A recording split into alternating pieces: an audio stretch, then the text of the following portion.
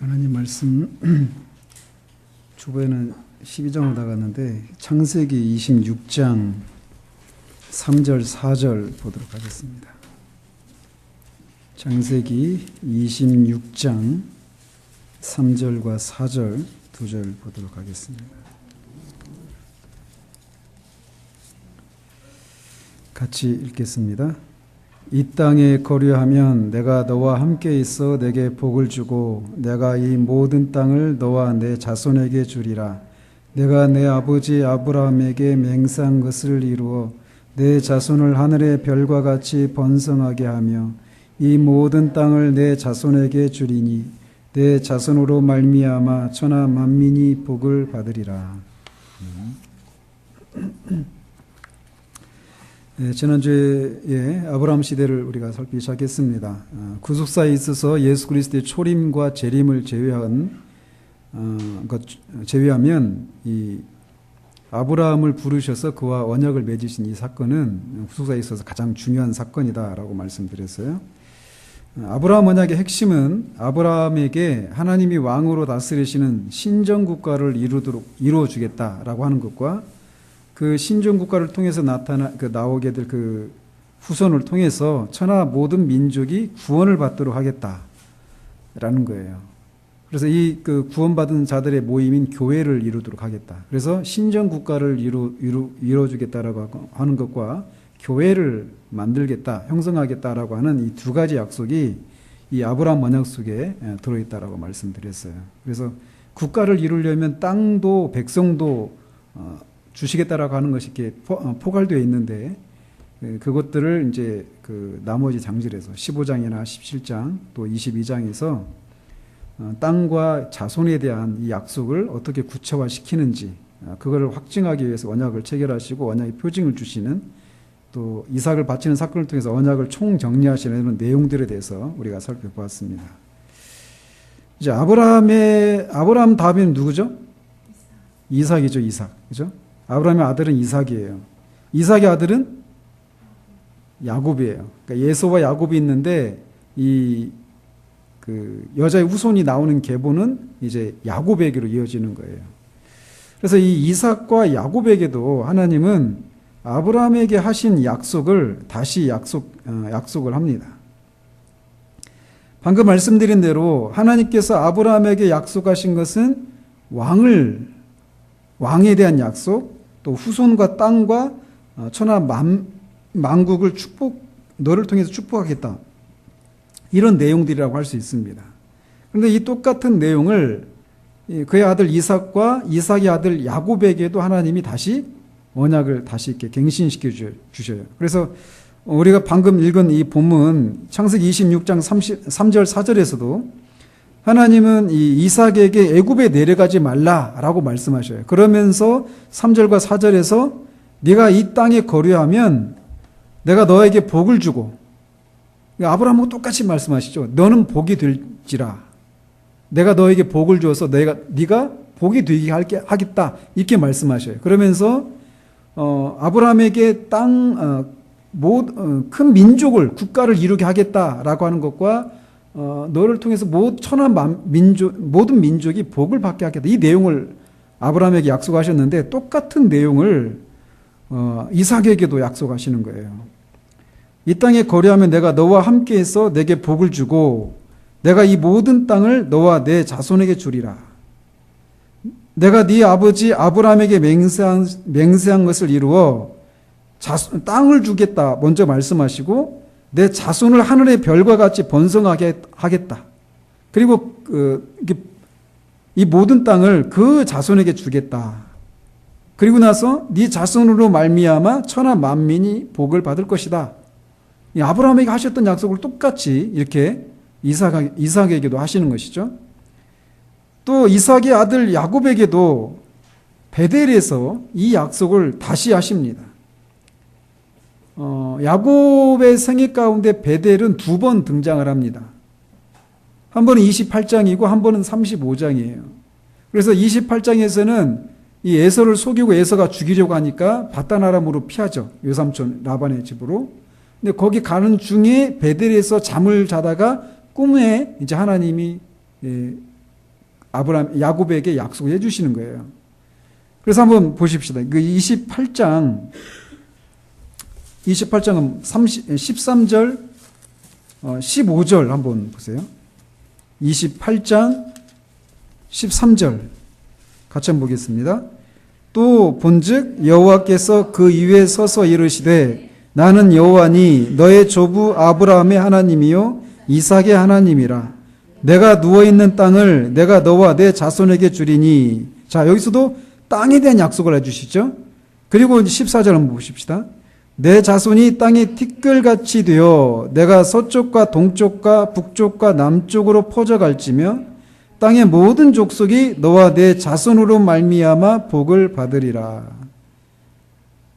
그러니까 여기서도 13절의 땅을, 그 14절에서는 자손을 약속해 주시고, 또 마지막에는 모든 족속이 너와 내 자손으로 말미암아 복을 받을 것이다. 똑같죠? 아브라함이 약속하신 것을.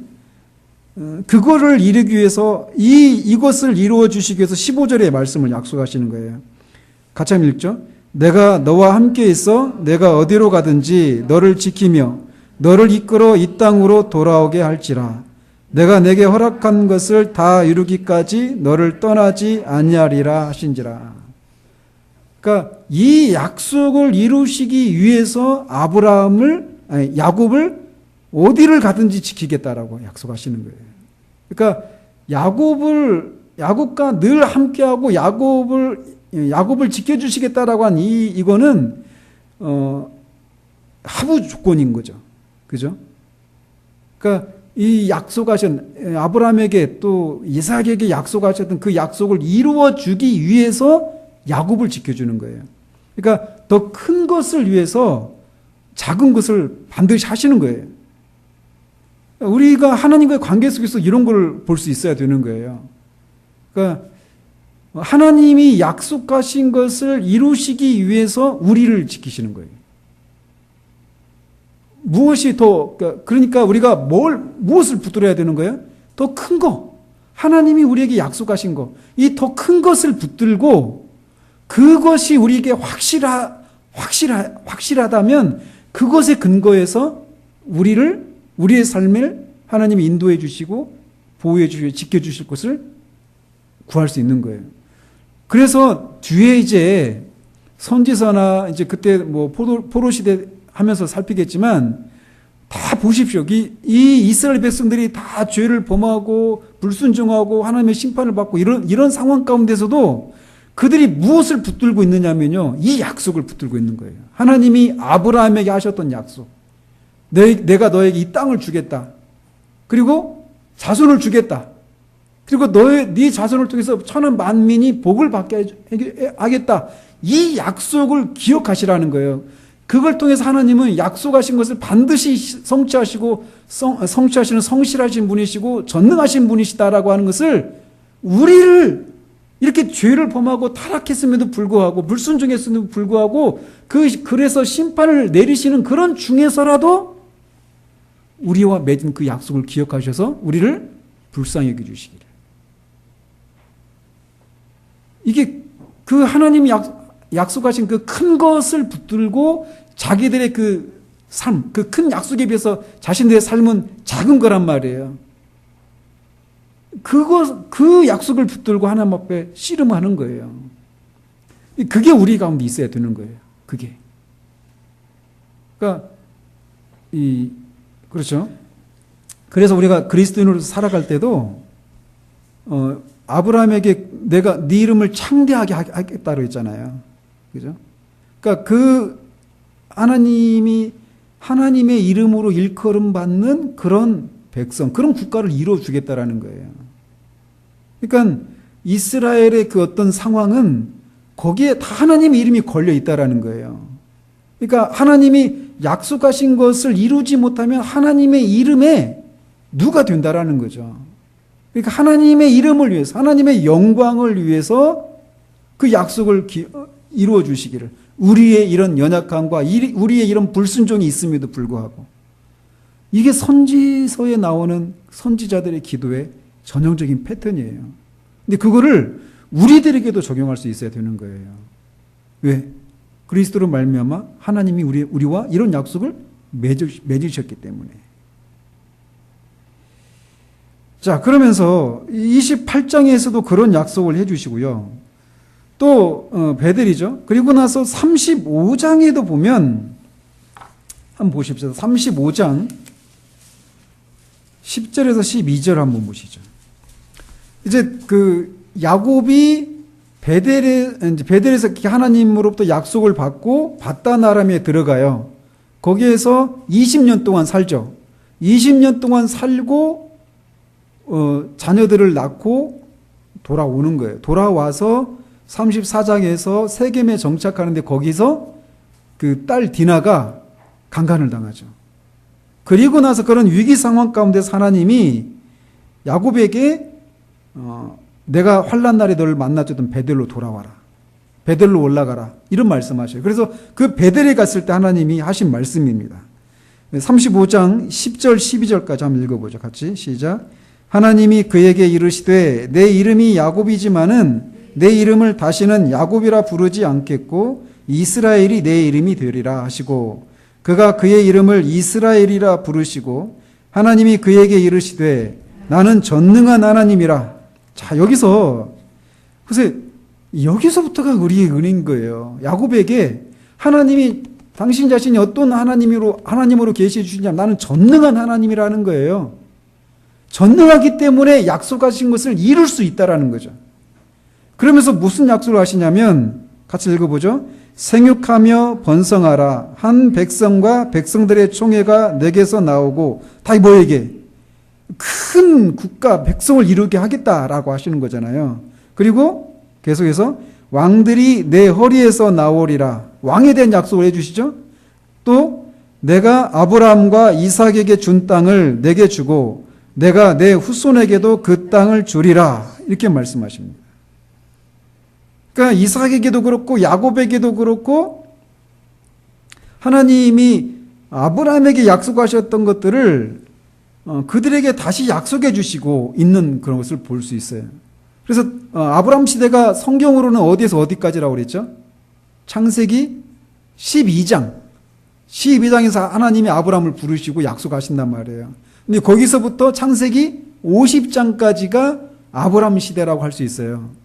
근데 그 아브라함 시대는 이렇게 아브라함과 이삭과 야곱에게 하나님이 약속을 해주시고 그 약속들을 그들의 생애 가운데 하나님이 어떻게 성취해 가시는가 이거를 보여주고 있는 거예요. 그런데 어때요? 그 중간중간에 보면은 이들이 이런 하나님의 약속을 온전히 신뢰하지 못하고 잘못된 길에 들어서는 그런 일들이 있죠. 그죠? 아브라함이 하갈을 취한다든지 또는 애굽으로 내려가 가지고 거기서 자기 아내 사라를 누이라고 속이고 2번이나 이삭도 그랬죠. 그죠? 근데 이런 것들 속에 하나님이 개입하시는 거예요.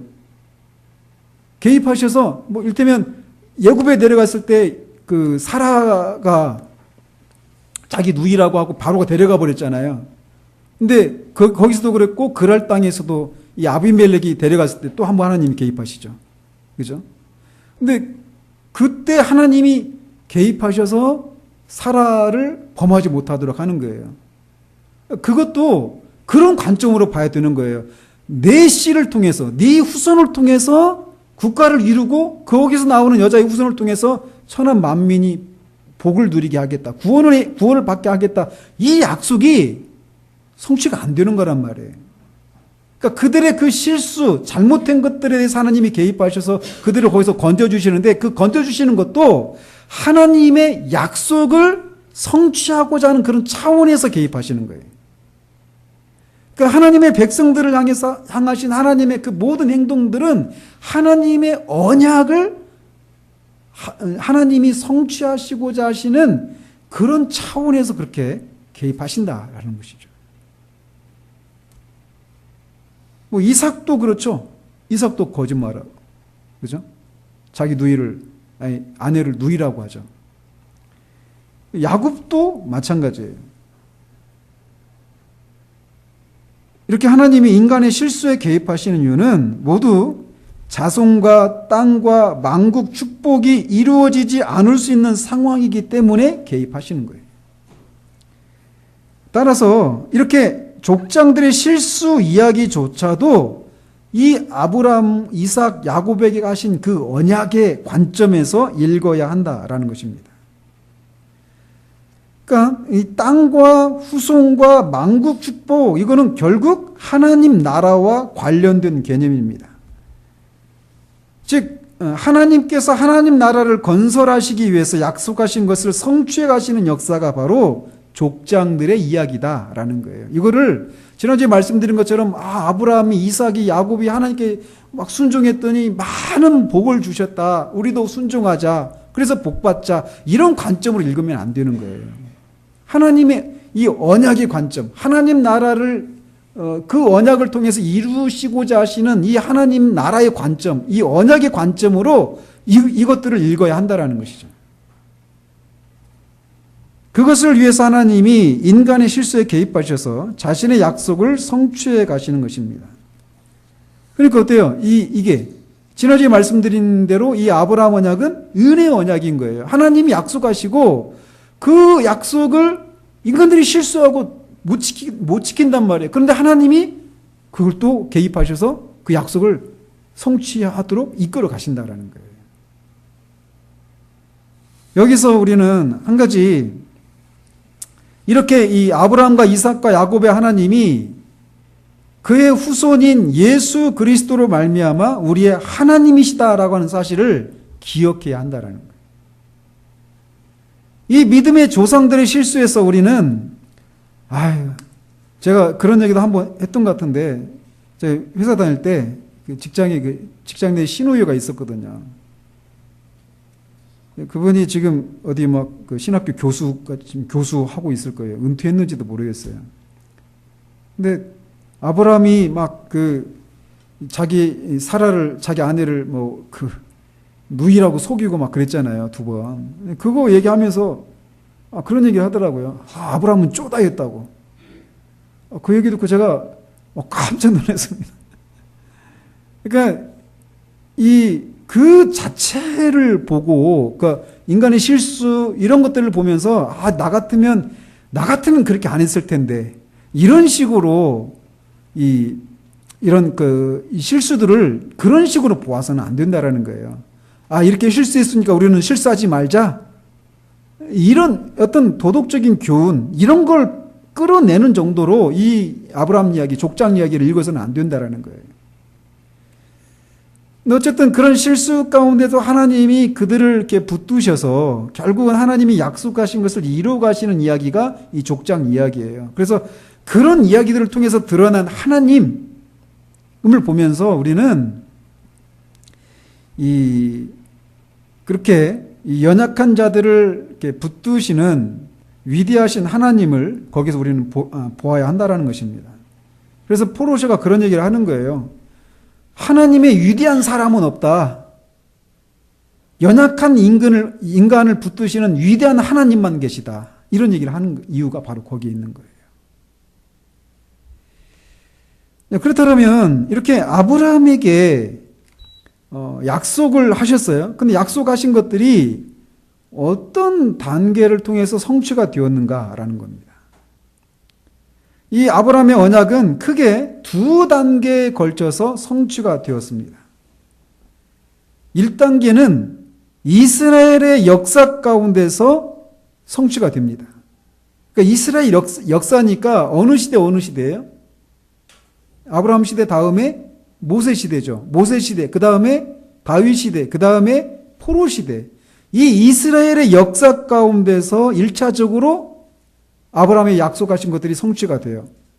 그리고 2차적으로는 예수님이 오신 이후에 이 아브라함의 언약이 성취가 됩니다. 이렇게 아브라함 언약은 신구약을 모두 간통하고 있는 구속사의 전환점을 이루는 매우 중요한 언약입니다. 그래서 이제 아브라함 언약이 어떻게 1단계, 2단계로 성취됐다고 하는데, 맨 처음에 왕에 대해서 약속하시잖아요. 왕에 대해서. 뭐 창세기 17장 6절에 왕들이 내게로부터 나오리라. 또 16절에 민족의 여러 왕이 그에게서 나리라. 또 그 야곱이 또 그 유언을 하죠. 그러면 창세기 49장 8절 10절 보면 유다에게 그런 얘기를 해요. 유다에게. 유다야 너는 내 형제의 찬송이 될지라. 내 손이 내 원수의 목을 잡을 것이요 내 아버지 아들들이 내 앞에 절하리로다. 유다는 사자 새끼로다. 내 아들아 너는 움킨 것을 찢고 올라갔도다. 그가 엎드리고 웅크림이 수사자 같고 암사자 같으니 누가 그를 범할 수 있으랴. 규가 유다를 떠나지 아니하며 통치자의 지팡이가 그 발사에서 떠나지 아니하기를 실로가 오시기까지 이르리니 그에게 모든 백성이 복종하리로다. 이렇게 야곱이 그 언약을 예언을 하죠. 그러니까 이 왕이 그 아브람과 이삭과 야곱 이 그들의 자손을 통해서 왕이 나오게 하겠다라고 하는 약속을 해주세요. 하나님께서. 근데 그것이 1단계로는 어떻게 성취가 되느냐면 다윗 시대에 이게 성취가 돼요. 다윗 시대에. 그래서 사무엘하 7장 12절 16절에 내가 네 몸에서 날 내 씨를 내 뒤에 세워 그의 나라를 견고하게 하리라. 나는 그의 나라 왕위를 영원히 견고하게 하겠다. 내 집과 내 나라가 내 앞에서 영원히 보존되고 내 왕위가 영원히 견고할 것이다. 이런 말씀하셔요. 그래서 다윗 시대에 1차적으로는 이스라엘 역사 가운데 하나인 다윗 시대 때 아브라함과 이 족장들에게 약속하셨던 왕에 대한 약속이 다윗 시대에 성취가 됩니다. 그리고 이것이 2단계로는 예수님 시대에 성취가 돼요. 그래서 예수님 시대에는 아브라함과 다윗의 자손 예수 그리스도라고 해서 왕으로 오신 예수님을 소개하고 있고 또 교회 시대에는 이 예수를 하나님이 주와 그리스도가 되게 하셨느니라. 그가 모든 원수를 그 발 아래에 둘 때까지 반드시 왕노로 타시리니. 예수님이 하나님 나라의 왕으로서 지금 통치하고 계신다라고 말씀하셔서 아브라함에게 약속하셨던 왕이 와서 통치할 것이다라고 한 약속이 성취가 되었다라고 하는 것을 말해주고 있다라는 거죠. 그리고 그게 완성되는 시기는 계시록이죠. 새 창조 시대 때. 이렇게 왕에 대한 약속도 1차적으로는 다윗 시대에 2차적으로는 예수님 시대, 교회 시대, 새 창조 시대에 이 왕에 대한 약속이 성취가 됩니다. 땅도 마찬가지예요. 땅도. 백성에 대한 약속도. 내 씨로 말미암아 천하 만민이 복을 받을 것이다 라고 하셨는데 거기서 말하는 내 씨가 예수님이시다라고 하는 것을 이제 갈라디아서에서 말하고 있죠. 지난주에 말씀드린 것처럼. 또 이제 이게 개인적인 메시아에 대한 얘기도 있고 공동체적인 아브라함의 후손, 그러니까 교회에 대한 얘기도 약속하셨잖아요. 내 자손이 하늘의 땅의 티끌처럼 많게, 하늘의 별처럼 바다의 모래같이 많게 해주겠다. 근데 이게 1차적으로 이스라엘 역사 가운데 성취가 되죠. 모세 시대, 출애굽 때 보면은 이스라엘 자손이 생육하고 불어나 번성하고 매우 강하여 온 땅에 가득하게 되었다. 예굽에 들어갈 때 70명이 들어갔는데 430년 동안 한 200만이 돼서 나온 거예요. 그러니까 이게 어마어마한 거예요. 제가 중종의 그 아들 중에 해안군파 16대 손이거든요. 이래봬도 제가 왕손입니다. 근데 그때가 1500 몇 년인가 그래요. 예성, 연중, 임명선. 1592년, 선조 때가 1592년이니까 예성, 연중, 예성, 임명선. 3대 전이잖아요. 그러니까 거의 1500년대 초반이란 말이에요. 저희 첫 그 조상이 저희 가문에. 지금 얼마 흘렸습니까? 500년 정도 흘렀죠. 그죠? 500년 흘렀는데 그 해안군파 자손이 몇 명인지 아십니까? 저도 몰라요. 모르는데 몇백만 안 돼요. 절대 100만도 안 되죠. 몇십만 명? 밖에 안 될 거예요. 근데 500년이 흘러도 몇십만 명이에요. 근데 430년 만에 70명이 200만 명이 되어서 나온 거예요. 인류학자에 의하면 오늘 말씀드렸죠? 그 기간에 70명이 200만이 되어서 나오려면 한 가정에 20명씩 낳아야 된다고. 어마어마하게 난 거예요. 그러니까. 무서웠을 거예요. 바로 입장에서는. 그러지 않아요? 그 외국에 적군이 들어오면 이 이스라엘 사람들이 다 적군과 이렇게 힘을 합해가지고 자기를 물리칠 수 있잖아요. 그러니까 두려운 거예요. 아무튼 이렇게 많은 자손을 이루도록 하겠다라고 하는 이 약속이 모세 시대에 성취가 돼요. 1차적으로. 그리고 다윗 시대에도 그래요. 유다와 이스라엘의 인구가 바닷가에 모래같이 많게 되었다. 이렇게 말하고 있어요. 그리고 이거는 영적인 의미에서는 예수님 시대 이후에 성취가 되잖아요. 그죠? 여기서 말하는 이 아브라함 후손은 영적 이스라엘을 말하죠. 그죠? 그래서 그 수가 얼마나 많으냐? 새창조 시대에 대해서 이렇게 설명해요. 각 나라와 족속과 백성과 방언에서 아무도 능히 셀 수 없는 큰 무리가 나온다. 나와서 하나님을 찬양한다라는 거예요. 영토도 마찬가지입니다. 영토도 땅을 주겠다. 이 약속을 하시잖아요. 1차적으로는 가나안 땅을 출애굽을 하면서 여호수아 시대 때 그 땅을 차지하죠. 그리고 솔로몬 때 이제 최대로 늘어나죠. 다윗 시대에. 근데 이게 결국은 무엇을 가리키는 거냐면 결국 새 하늘과 새 땅을 가리키는 거란 말이에요. 그래서 이런 식으로 아브라함에게 또 야곱에게 이삭에게 약속하셨던 왕과 이 자손과 영토 이것이 1차적으로는 이스라엘이라고 하는 이 국가를 통해서 또 2차적으로는 교회라고 하는 이런 것을 통해서 결국 성취가 되었다라고 하는 것을 우리는 알 수 있다는 거죠. 따라서 아브라함 언약은 아브라함의 개인 생애를 다루는 것만이 아니라 구약 성경과 신약 성경 전체를 이해하기 위한 열쇠와도 같고 일종의 프로그램 같은 것이라고 할 수 있어요. 쉽게 말하면 하나님이 타락한 인류를 구원할 방법을 아브라함에게 먼 미래 일까지 이 언약을 통해서 보이신 것이다 라고 할 수 있어요. 근데 이거에 어떻게 이루어져요? 두 단계로 이루어진다라는 거예요. 하나는 무엇을 통해서? 이스라엘이라고 하는 신정국가를 이루게 하겠다라는 거예요. 그리고 그 신정국가에서 나오는 아브라함의 씨, 이 씨를 통해서 모든 천하 만민이 구원을 받게 하겠다라는 거예요. 이 단계에 걸쳐서 이렇게 이루어진 거란 말이죠. 결국은 이 약속, 아브라함의 씨는 결국 누구를 가리켜요? 거슬러 올라가면 창세기 3장 15절에 있는 여자의 후손을 가리키는 거예요. 그래서 아브라함에게 두 가지 약속하셨잖아요. 이스라엘이라고 하는 신정국가를 이루어주게 하겠다. 그죠? 그리고 그 신정국가에 통해서 나오는 여자의 후손, 창세기 3장 15절에서 말했던 여자의 후손인 이 메시아, 그리스도를 통해서 천하 모든 민족이 구원을 받게 하겠다. 이게 두 단계로 이루어지는데 신정국가를 이루어지는 것은 결국은 이게 최종적인 목적입니까? 아니죠.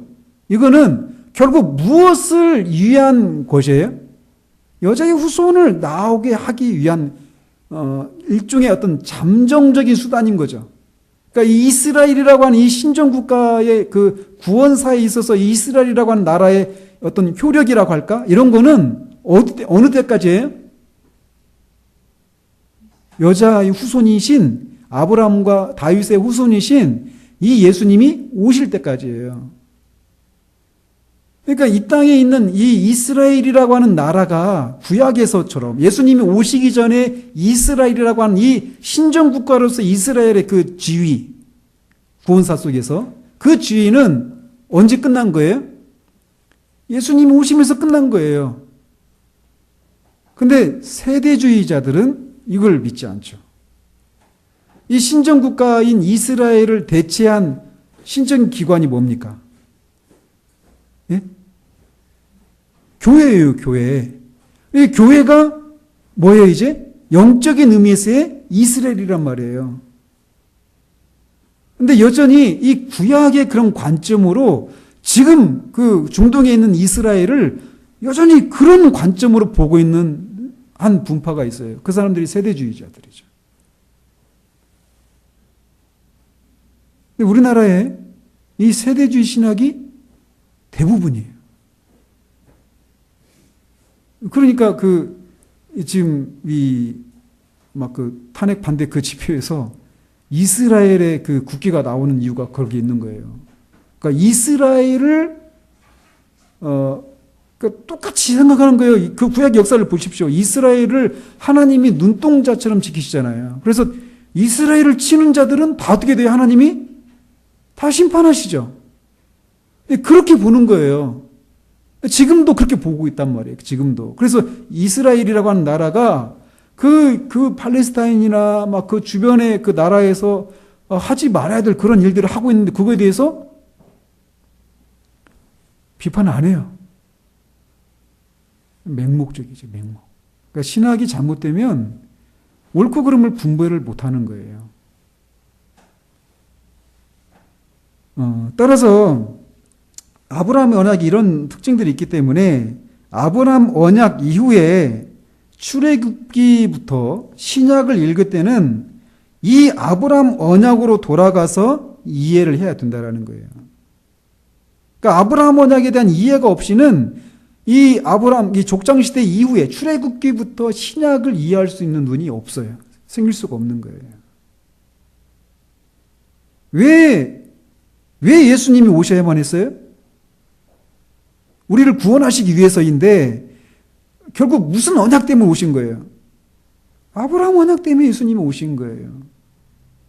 예수님 오시고 구원에 필요한 모든 일들을 다 이루셨어요. 그래서 그 예수 그리스도의 복음을 예수님이 마지막에 뭐라고 하시죠? 전하라고 하시죠. 너희는 아버지와 아들과 성령의 이름으로 모든 사람에게 이 복음을 전하고 전파하고 가르치고 세례주고 어디에? 모든 세계에 모든 민족에. 왜 그 복음을 전해야 돼요? 아브라함 언약 때문에 그러는 거예요. 아브라함 언약의 어떤 부분? 너의 네 씨를 통해서 천하 만민이 구원을 얻게 하겠다. 그러니까 우리가 전도하는 것도 아브라함 언약을 우리가 실천하는 거예요. 그러니까 신약에 대한 이해도 아브라함 언약에 대한 이해가 기초가 되어 있다는 것이죠. 창세기를 보시면 아브라함과 야곱과 요셉에 대한 얘기가 대부분이죠. 그죠? 아브라함 이야기는 12장부터 25장까지예요. 그리고 이삭 얘기가 잠깐 나오죠. 그죠? 이삭 얘기가 잠깐 나와요. 진짜 26장, 27장에. 27장에 또 이스마엘 얘기가 족보가 참 나오고 28장부터는 야곱 이야기예요. 야곱 이야기가 나오고 37장부터인가요? 거기서는 요셉 얘기예요. 그래서 이삭은 아브라함과 야곱 이야기 사이에 조금씩 나와요. 그래서 이삭은 아브라함과 야곱의 이야기를 연결해 주는 그런 방식 정도로만 등장을 합니다. 이 창세기를 보시면. 그런데 이 학자들은 이 아브라함과 야곱과 요셉 이야기가 그냥 아무런 그냥 어떤 이 이야기를 이렇게 기술해 나가는 방식에서 그냥 마구잡이로 기술해 나간 것이 아니라 굉장히 정교한 방식으로 기술해 나가고 있다라고 얘기하고 있어요. 그래서 그들은 그들의 생애에서 가장 중요한 사건을 중심으로 이렇게 해서 그 사건을 중심에 두고 그 전과 후 이게 서로 쌍을 이루고 있다라는 거예요. 이런 구조를 동시원적 구조 또는 교차 방식 또는 X자 방식 이런 식으로 한번 말씀드렸죠. 이렇게 가운데에 가장 중심되는 사건이 있고 그 사건 전과 이 다음이 서로 연결 연결이 있고 또 연결돼 있고 넓게 그런 식으로 돼 있다라는 거예요. 이 구조가. 그거를 제가 다 말씀드릴 건 없고요. 근데 어쨌든 가장 중심되는 이야기를 중심에 두고 이 전과 후가 서로 똑같은 비슷한 얘기가 반복되어 나타난다는 얘기예요. 그러니까 결국 이 얘기들이 다 여기에 배치된 이야기들이 다 이 중심에 있는 얘기와 다 연결이 되어 있다라는 거예요. 다. 그냥 서술에 나간 것이 아니라 다 연결이 되어 있다라는 것입니다. 그래서 아브라함과 야곱과 요셉의 이야기 중에서 가장 중심되는 이야기를 이제 이 가운데 이렇게 중심에 이렇게 놓고 서로 이렇게 반복되는 얘기가 이렇게 서로 배치되어 있는데 그 사건들, 각각의 사건들이 그 중심에 드는 이야기와 어떤 관계가 있는지를 알 수 있도록 이야기가 배치되어 있다라는 거예요. 그거는 이제 뭐 제가 보여드릴 수는 없고요. 아무튼 예를 들어서 아브라함에게 있어서 중심 이야기는 무엇일까요? 아브라함 생에 있어서 가장 중요한 얘기가. 자, 이거를 이해하려면 아브라함에게 하나님이 약속하신 그 언약의 내용을 생각하셔야 돼요. 그렇죠? 왜 이삭이죠?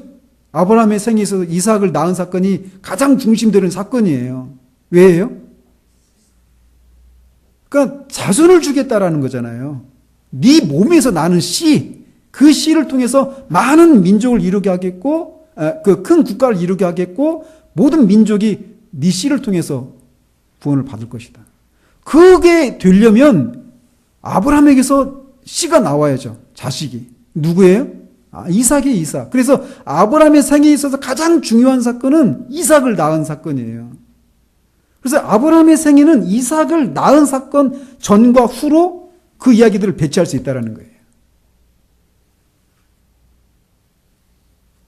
또 야곱 이야기에서 가장 중요한 사건은 무엇일까요? 이것도 이해하려면 야곱에게 약속하신 그 내용을 생각해야 돼요. 땅, 자손, 만민 축복이에요. 근데 야곱이 땅을 차지했어요. 야곱의 생애 가운데.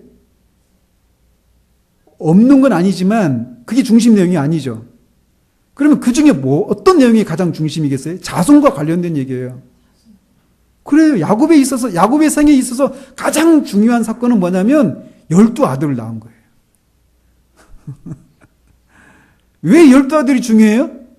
그 12아들이 나중에 어떻게 돼요? 이스라엘의 12지파의 족장들이 되는 거예요. 그래서 야곱의 생애 중에서 가장 중요한 사건은 뭐냐면 자식을 순풍순풍 낳는 거예요. 그게 중요한 야곱의 생애에서. 그래서 하란에서 12아들을, 바단 아람에서 12아들을 낳은 사건을 중심으로 앞뒤에, 자, 바단 아람에서 그 라반, 자기 외삼촌 라반의 집에서 20년 살잖아요. 20년 살는 동안 전에는 어디 있었어요? 야곱이. 어디 살았었어요? 바단 아람에 가기 전에? 가나안이 있었잖아요, 가나안. 가나안에 살고 있다가 그쪽으로 도망간 거잖아요. 거기서 20년 살고 있다가 거기서 계속 살았어요? 20년 살고 다시 가나안으로 돌아오는 거예요. 그 야곱의 생애는 자식을 하란에서 요셉까지 낳고 돌아오는 길에 이 베냐민을 낳거든요. 그러니까 이 자식을 낳은 사건을 중심으로 해서 가나안에서 하란까지 가기까지, 또 자식을 낳고 하란에서 다시 가나안으로 돌아오는 사건, 이렇게 배치되어 있단 말이에요. 자식을 낳는 사건이 중심이 되어 있단 말이에요. 근데 말씀드린 것처럼 자식을 낳은 것이 왜 중요하느냐? 약속, 아브라함에게 약속하신 것들, 이삭과 야곱에게 약속하신 그 자손, 많은 자손을 주겠다라고 하는 그 약속의 성취라는 말이죠. 그런 과정에서 야곱이 그렇게 가나안에서 하란으로 갔다가 다시 가나안으로 돌아오는 이런 과정인데, 그 과정에서 하란으로 가는 길에, 바단 아람으로 가는 길에 야곱이 아까 28장에서처럼 베델에서 하나님을 만나죠. 그죠? 그리고 하나님이 그에게 그 약속을 해주셔요. 자기 조부와 할아버지와 이 아버지한테 하셨던 자손과 땅과 만민 축복에 대한 약속을. 그리고 하단에서 자식을 낳죠. 그리고 돌아왔어요. 근데 보십시오. 야곱의 생애를 한번 보십시오. 야곱이 가나안에서 하란으로 갈 때, 그때까지 야곱의 생애, 그리고 하란에서 야곱이 살았을 때 그 야곱의 그 삶의 모습들을 한번 보십시오. 야곱이 발 뒤꿈치를 잡은 자라는 뜻이에요. 즉, 이 얘기는 뭐냐면 남을 속이는 자라는 거예요. 형을 속였죠, 가나안에서. 아버지를 속였죠. 그리고 하란에서는 어땠어요? 자기 삼촌, 장인어른이면서 삼촌을 속였죠. 그리고 근데 그 야곱이 다시 가나안으로 돌아오는 거예요. 가나안으로 돌아오는데 하나님이 약속하신 것을 이제 가나안에서 이렇게 하란으로 가요. 하란에서 다시 가나안으로 돌아오는데 그 돌아오는 야곱이 이렇게 남을 속이고 자기 지혜, 자기 방식으로 자신의 삶을 살아가는 그런 야곱이어서는 되겠어요? 안 되겠어요? 왜 안 되죠? 그런 사람이 하나님의 약속의 도구로 쓰여서는 안 되잖아요. 이게 야곱에게 뭐가 있어야 되겠어요? 변화가 있어야 돼요, 변화가. 그래서 하란에서 가나안으로 돌아올 때 어떤 사건이 있죠? 하란과 가나안의 경계인 브니엘, 야복 강가 있죠? 그 야복 강가에서 밤새 씨름을 하잖아요. 그리고 환두뼈를 이렇게 다치잖아요. 징계받는 거거든요. 그래서 야곱이 그 사건을 통해서 거기서 하나님을 만나는 거예요. 그럼 28장에서 베델에서 하나님을 만났을 때와 이 브니엘에서 하나님을 만났을 때 어떤 게 야곱에게는 더 큰 하나님 체험일까요? 뒤에. 어떤 의미에서 그러느냐면 베델에서 하나님을 만났지만 야곱이 그런 게 바뀌지가 않았단 말이에요. 자기 지혜를 따라 살고 속이고 이런 것들이. 근데 돌아오는 중에 브니엘에서 하나님을 만나고 환두뼈를 다치잖아요. 호세아 선지자는 그게 하나님의 징계를 받은 것이라고 얘기하거든요. 그가 다리를 절었어요, 그 뒤로. 그걸 통해서 결국 거기서 하나님이 그에게 무슨 복을 주시죠? 이름을 바꿔주시잖아요. 이름. 이스라엘로. 그러니까 이름을 바꾼다라는 얘기는 그 존재가 변한다라는 거 하는 것을 말해주는 거예요. 그러면서 전에는 자기 방식대로 자기 꾀를 따라서 속이고 살았던 야곱이 이제는 하나님만 전적으로 의지하며 살아가는 거예요. 그 절체절명, 자기 형한테 죽을 수도 있는 그 절체절명의 위기에서 하나님과 씨름하면서 하나님의 그 징계를 받아서 그가 변화되는 거예요. 변화돼서 오는 거예요. 겉으로 봐서는 다리를 절고 오는 거죠. 그런데 그 과정을 통해 야곱이 변화돼서 돌아오는 거예요. 그리고 다시 35장에서 베델에서 하나님이 다시 그에게 약속해 주시는 거예요. 그리고 마지막에 그 생의 끝자락에는 야곱이 애굽에 들어가고 곡식을 사러 가고 이런 과정 속에서 나중에는 내가 자식을 잃으면 이르리라 이런 믿음을 보이잖아요. 그죠? 그러니까 그게 어디서 나올 수 있었겠어요? 그런 게 하나님에 대한 믿음 때문에 그러는 거예요. 가능한 거예요. 그리고 죽을 때 침상에서 하나님을 경배하면서 죽는 거예요. 애굽에 있는데 뭘 붙들고 있느냐면 하나님이 자기의 환난 날 가운데 나와 함께 하셨던 하나님이 자기에게 약속하셨던 것을 반드시 이루실 것이다라고 하는 그 믿음의 근거에서 자식들에게 그 축복을 하고 하나님을 경배하면서 죽는 거예요. 그러니까 야곱이 그렇게 갔다가 돌아오는 과정 속에서 야곱이 변화된 이런 모습으로 마지막에는 죽을 때 하나님을 경배하면서 죽는 그런 야곱으로 변화되죠. 그게 야곱의 이야기예요.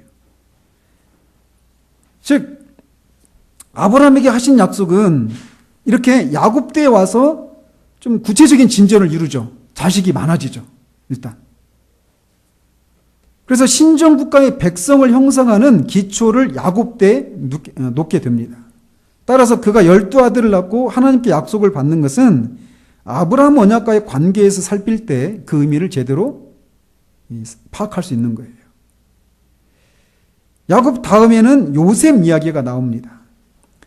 요셉 이야기도 왜 이스라엘 백성이 가나안 땅을 떠나서 애굽에 살게 되었는지를 기술하면서 마지막에는 결국 가나안으로 돌아갈 것에 대한 소망을 품고 이야기가 끝나요. 그죠? 요셉 이야기.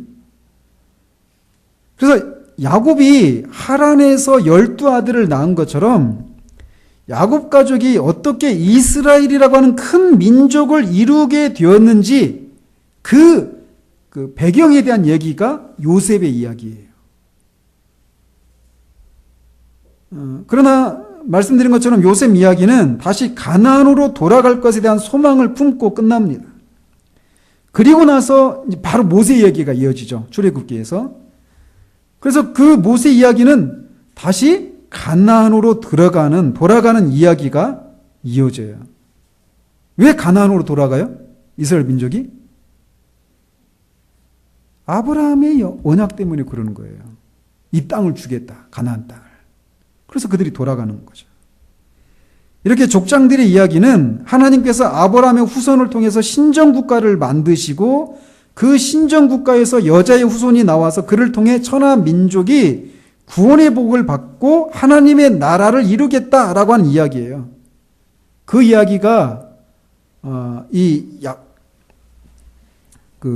족장들의 이야기인데 이 원대한 계획을 성취해 나가시기 위해서 하나님은 아브라함에게 이것을 큰 그림으로 약속해 주시고 이삭과 야곱과 요셉을 통해서 신정국가의 백성을 만드는 이야기에 주로 초점이 맞춰지고 있어요. 그래서 이 약속, 자식과 자손과 땅에 대한 약속, 이것은 아브라함 당대에는 그것에 대한 보증으로 아브라함이 얻은 건 뭐예요? 자손과 땅에 대한 것으로. 자식은 이삭 하나, 딸랑. 바다의 모래같이, 하늘의 별과 같이, 이렇게 땅의 티끌같이 많은 자손을 주시겠다고 했는데 그것에 대한 보증이 뭐예요? 이삭이에요, 이삭. 그러니까, 근데 그런 약속을 주셨는데 이삭을 바치라. 그러니까 그거는 아브라함에게 그냥 내가 가장 사랑하는 존재를 바치는 이런 정도의 문제가 아닌 거예요. 신학이 걸려 있는 거예요, 신학이. 하나님이 약속하신 것들을 어떻게 성취하실 것인가? 어떻게 답을 찾아요, 그가? 이삭을 바치잖아요. 어떤 믿음의 근거에서 그걸 이삭을 바쳤다고 그래요, 히브리서 기자가? 죽은 자 가운데서 다시 살리실 것이다. 부활에 대해서. 하나님이 약속하셨으니까 그 약속을 성취하기 위해서 이삭을 주셨는데 이삭을 다시 죽이라, 바치라 하셨다라면 내가 바치면 하나님이 이삭을 죽은 자 가운데서 다시 살리실 것이다. 왜? 전능하신 분이시니까. 약속에 성실하신 분이시니까. 그 믿음으로 바친 거예요. 그러니까 단지 그냥 내가 가장 사랑하는 존재를 바쳤다. 이런 정도가 아닌 거예요. 거기에는 신학이 담겨 있는 거예요. 하나님에 대한 온전한 신뢰. 여기 있는 거죠. 그래서 아브라함 당대에는 그 자손에 대한 약속이 이삭을 받는 것으로 그냥 보증금으로. 그리고 아브라함 이야기가 25장까지 나오는데 24장에 어떤 게 나오죠? 24장 굉장히 긴 장이에요. 이삭을 결혼시키는 장면이에요. 결혼시키는 거. 그러니까 아브라함이 이제 우리가 그런 얘기 하잖아요. 자식 농사 다 지었다. 결혼시키면. 그래서 자기 할 바 다 했다. 이렇게 생각하잖아요. 아브라함이 이삭을 결혼시킨 거는요. 그런 정도의 개념이 아니에요. 아브라함의 언약의 관점에서 이삭을 결혼시키는 걸 볼 수 있어야 되는 거예요. 아브라함이 그 자손을 많은 자손을 주겠다라면 이삭을 통해서도 자식이 나와야죠. 그죠? 근데 그것을 위해서 결혼시키는 것이 아브라함이 생애 그 후반부에 있는 거예요. 이때 아브라함이 이삭이 40살에 결혼하거든요. 그러니까 아브라함 몇 살입니까? 140세예요. 175세 살고 죽거든요. 140살에 이삭을 장가 보내는 이 이야기가 그의 생애에 있어서 중요한 얘기예요. 자식을 낳고 그 낳은 자식을 결혼시키는 거. 이게 아브라함의 생애에서 굉장히 중요한 의미가 있는 거예요. 아브라함 언약의 관점에서 볼 때. 그리고 땅은 어때요? 땅 받았죠. 내 이 땅을 주겠다. 그 땅 어떤 땅이죠? 그가 나중에 죽어서 그러니까 자기 아내가 묻혔던 땅이죠. 막벨라 굴. 그죠? 그 굴 땅에 그 굴이 있는 그 땅이 전부의 그 매장지가. 아브라함은 이렇게 약속을 받았지만 그것의 성취를 보지는 못하고 약속을 믿음으로 하나님이 반드시 주실 것이다라고 하는 이 믿음으로 이 땅을 지난 거예요. 믿음의 조상인 아브라함이 그랬던 것처럼 우리도 어때요? 우리에게 주신 그 약속, 이걸 하나님이 반드시 이루실 것이다 라고 하는 그 믿음으로 우리 이 땅을 살아가야 되는 거예요. 이게 그 아브라함, 야곱, 요셉의 이야기예요. 그런데 이 족장들의 생애가 여기만 하고 끝날게요. 하나님 나라의 관점에서 보면 또 하나님 나라를 이루어가는 데 있어서 언약을 하시고 그 언약에 따라서 하나님 나라를 진척해 이루어 가시잖아요. 이런 관점으로 볼 때 이런 내용 아까 여기 지난주와 오늘까지 한 얘기들이 그런 관점으로 볼 때 이렇게 해석할 수 있다고 이렇게 말씀을 드렸어요. 근데 또 동시에 이 아브라함과 이삭과 야곱과 이 요셉의 이야기는 신자들의 삶 가운데 있어서 신자들이 구원을 받고 구원을 이루어가는 과정의 어떤 단면들을 보여주는 생애이기도 했어요. 무슨 말이냐면 아브라함의 생애에 있어서 가장 두드러진 특징은 그가 하나님으로부터 선택을 받았다라는 거예요. 선택을 받고 하나님의 약속에 믿음으로 응답해서 의롭다 하심을 얻었죠. 그래서 이 아브라함의 생애는 한마디로 이 선택과 이신칭의의 모델과 같은 그런 생애였다라고 말할 수 있어요. 아브라함의 생애는. 우리도 선택과 이 부르심, 그다음에 믿음으로 의롭다 여김을 받는 이신칭의, 이게 우리 구원에 있어서 그런 요소들이 있잖아요. 이 아브라함의 생애가 구원과 관련시켜 보면 그런 측면들이 두드러지게 나타나는 생애였다라는 거예요. 이삭의 생애는 이삭은 그의 생애를 잠시 요약하면 아브라함이 100세 때 이삭이 낳죠. 그리고 대충 한 25살 이 정도쯤에서 모리아산에 제물로 바쳐집니다. 그 앞일 수도 있고요. 그리고 그가 37살 때 어머니 사라가 죽어요. 그리고 40살 때 리브가와 결혼을 합니다.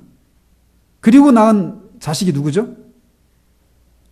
이삭과 리브가 사이에서 난 자식이 야곱과 에서죠. 에서가 야곱의 형이잖아요. 그죠? 몇 살 차이 날까요?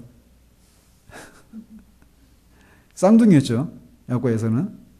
근데 몇 살이 난 줄 아세요? 야곱과 에서를 이삭이 40살에 결혼했어요. 근데 아들을 결혼했는데 애가 없었어요. 그래서 리브가가 애가 없는 것을 인해서 그 이삭에게 말한 이삭이 하나님 앞에 기도하고 자녀를 갖죠. 그래서 나온 아들이 에서와 야곱이에요. 몇 살에 낳냐면 60살에 낳았어요. 결혼해서 20년 후에 60살에 낳았어요. 그러면 60살에 낳았을 때 아브라함은 몇 살이었을까요? 160살이죠. 근데 아브라함이 175살에 죽어요.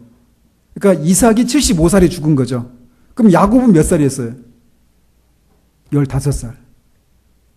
그러니까 야곱이 15살이면 우리 하진이, 하연이 이때잖아요.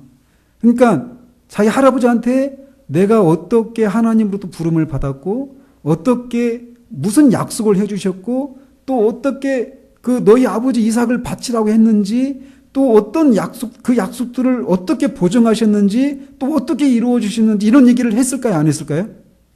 했다고 충분히 유추할 수 있겠죠? 그죠? 그러니까 에서와 야곱이 15살이 될 때까지 아브라함은 살아 있었어요. 그리고 이 이삭이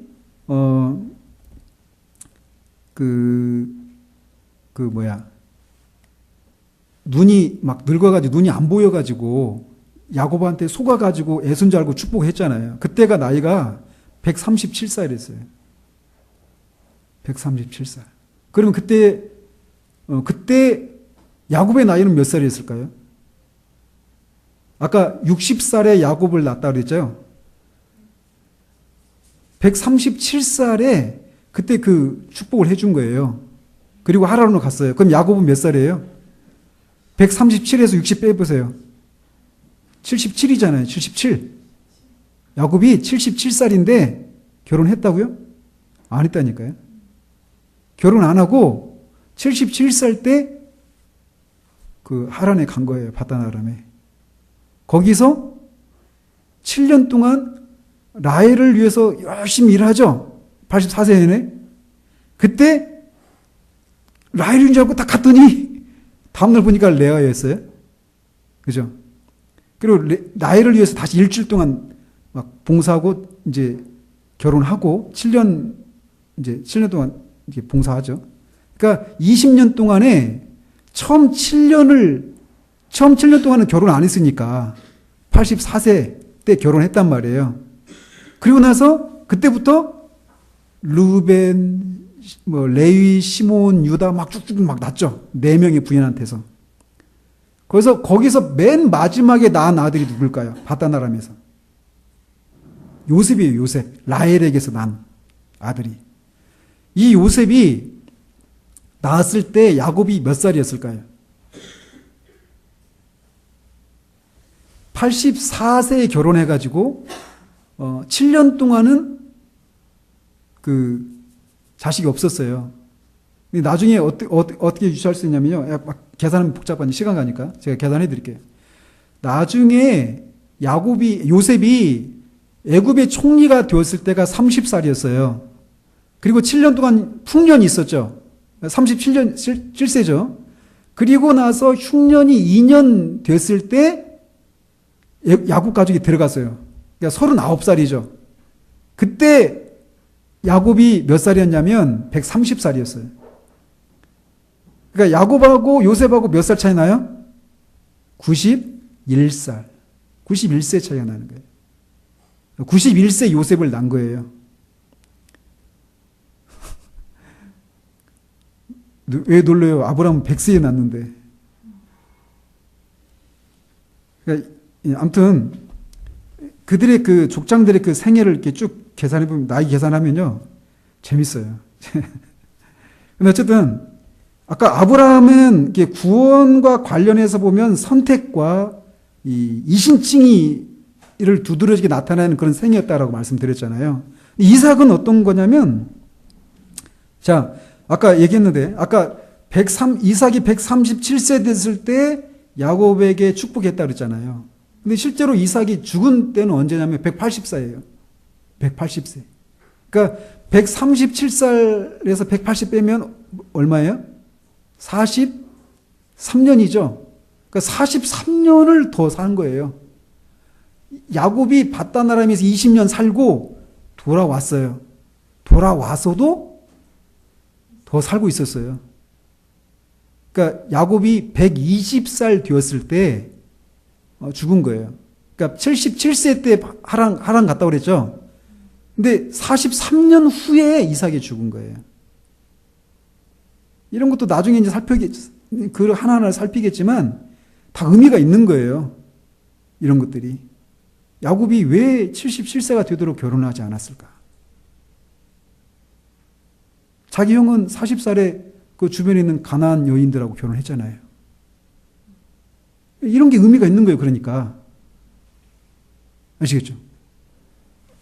그리고 그러면서 이삭의 생애에 있어서 가장 주목할 만한 점은 아까 아브라함의 생에 있어서 가장 중요한 사건이 뭐라고 그랬어요? 이삭을 낳은 거라고 했잖아요. 이삭의 입장에서는 아브라함의 아들이 되었다라고 하는 거예요. 그죠? 이삭의 입장에서는. 그죠? 그래서 자기가 아브라함의 아들이 되었다라고 하는 것 때문에 하나님의 축복을 송두리째 누리는 삶이 이삭의 생이었어요. 아브라함의 아들 이스마엘과 이삭은 둘 다 아브라함의 육신적인 후손입니다. 그렇지만 이스마엘은 아브라함이 인간적인 수단과 방법과 노력으로 낳은 자연적인 사람을 대표하고 이삭은 아브라함이 100세, 사라가 90세 때 인간적인 그런 생식 능력으로는 도무지 태어날 수 없는 상황 가운데서 하나님의 약속에 따라서 하나님의 능력으로 태어난 사람을 상징해요. 자, 아브라함의 아들이라고 하는 것 때문에 하나님의 축복을 받는다. 이게 우리의 구원과 어떤 측면, 우리 구원의 이 서정 가운데 어떤 측면과 연관이 있는 것 같아요? 우리가 양자됨으로써 하나님 나라의 기업의 후사가 되었다. 이것과 연결되는 거예요. 이삭의 생애는 양자됨, 그리고 그의 출생과 관련해서는 인간적으로는 도무지 태어날 수 없는 사람이 태어난 거예요. 하나님의 능력으로 말미암아. 이거는 또 우리의 구원과 관련해서 어떤 것과 연관이 있을까요? 거듭남이죠. 그죠? 이런 식으로 이삭의 생은 양자됨 또는 거듭남, 이것을 두드러지게 볼 수 있는 그런 생애였어요. 야곱은 정말 이 다른 사람들에 비해서 굉장히 파란만장한 삶을 살았습니다. 그죠? 막 속이고 그것 때문에 위험에 빠지고 막 그 위기 가운데서 하나님 막 붙들고 또 막 그런 지금 이렇게 막 좀 들쑥날쑥한 이런 모습들이 있죠. 그런데 아까 말씀드린 것처럼 그런 야곱이 하란에서 다시 가나안으로 돌아오는 동안에 어때요? 하나님의 징계를 통해서 변화되죠. 그리고 나중에는 굉장히 성숙한 그런 하나님의 사람으로 이 땅을 떠나요. 이거는 어떤 모습을, 구원의 여정 가운데서 어떤 모습과 연관이 되어 있는 것 같아요? 성화죠, 성화. 야곱의 생애는 분이엘 사건에서 회심을 경험하고 그의 생애 가운데서 성화되어져 가는 회심과 성화의 이런 단면을 두드러지게 보여주는 그런 생애였다라고 할 수 있어요. 그리고 마지막으로 요셉은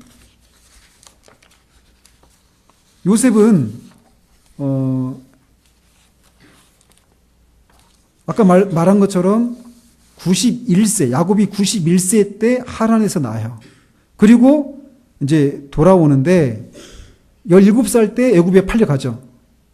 그리고 30살에 애굽의 총리가 되기까지 보디발의 아내에게 이렇게 모함을 받아서 감옥에서 생활하고, 그러죠? 13년 동안 노예살이를 한단 말이에요. 그리고 나서 30살에 이제 애굽의 총리가 돼요. 바로 밑에 있는. 이런 모습을 통해서 보여주고 있는 것은 뭐냐면요. 요셉은 그리스도가 낮아지시고 높아지심을 보여주는 그런 인물이에요. 그리스도 낮아지셨다가 부활을 통해서 이렇게 높아지시잖아요. 그죠? 요셉도 그렇게 감옥에 내려갔다가, 노예로 팔려서 감옥에 내려갔다가 애굽의 총리로까지 높아지는 이런 모습을 보여주고 있어요. 그리고 그런 생애 가운데서 그가 그 기다림의 시간 동안 인내한 모습들. 그래서 이 구원과 관련해서 요셉의 삶을 살핀다면 어떤 측면들이 두드러지게 드러나는 것 같아요? 인내가 이게 성도의 견인이죠. 그죠? 그리고 높아지는 거. 이거는 영화. 이걸 보여주는 거예요. 그래서 아브라함부터 요셉까지 이야기는 선택과 이신칭의와 또 양자됨과 거듭남과, 야곱에 와서는 회심과 성화의 측면이, 요셉에 와서는 성도의 견인과 영화, 라고 하는 이런 구원의 그런 소정에서 보여지는 그런 단면들이 그들의 생애 가운데서도 보여지는 그런 모습, 생애였다라고 말할 수 있어요. 이게 창세기 12장부터 창세기 50장까지에 있는 그런 이야기들입니다. 그 다음에는 어느 시대예요? 모세 시대. 모세 시대를 출애굽기부터 살펴보도록 합니다. 모세 시대는 출애굽기, 레위기, 민수기, 신명기, 그 다음에 여호수아, 사사기, 룻기, 거기까지가 모세 시대. 모세 시대가 하나님 나라의 관점에서 어떤 특징이 있고 어떤 면에 어떤 진전이 있었고 또 그 시대를 가름하는 대표하는 그 언약, 모세 언약은 어떤 특징들을 갖고 있는지 이제 우리 다음 주부터 살펴보도록 하겠습니다. 기도하겠습니다. 하나님 아버지, 이 아브라함과 이삭과 야곱과 요셉으로 이어지는 이 족장 시대에 하나님 나라가 어떤 모습으로 나타나고 또 하나님은 그들과 어떤 약속을 하시고 그 약속들을 어떤 과정을 통해서 이루어 가셨는지를 우리가 이 짧은 시간 살펴보았습니다. 하나님, 우리가 이 성경을 계속해서 배워가는 중에 하나님 나라와 언약이라고 하는 이 관점으로 이 성경을 일관성 있게 통일성 있게 보는 그런 눈들을 우리에게 허락해 주시고 그런 과정 속에서 하나님이 어떤 분으로 계시되었는지를 알게 하시고 그 하나님과 우리는 또 어떤 관계를 맺고 있는 사람들인지를 또 알게 하셔서 성경에 나오는 그 사람들이 그 하나님이 약속을 붙들고 어떻게 살았는지를 우리도 배워 그들의 그 믿음의 발자취를 따라가는 우리들 될 수 있도록 주님 도우시옵소서. 그들에게 약속하시고 일하셨던 하나님은 시간의 지배를 받지 않기 때문에 그때나 지금이나 동일하셔서 약속하신 것들을 이루시기에 능하면은 전혀 변화가 없음을 우리가 알고 너무나 오랜 세월을 지나셨기 때문에 하나님은 이제 더 이상 일하실 수 없는 노쇠한 하나님이 아니심을 우리가 기억하고 그들에게 역사하셨던 하나님이 우리의 삶 가운데서도 역사해 주시기를 구하며 우리도 그렇게 살아갈 수 있도록 주님 도와주시기를 원합니다. 예수 그리스도 이름으로 기도합니다. 아멘.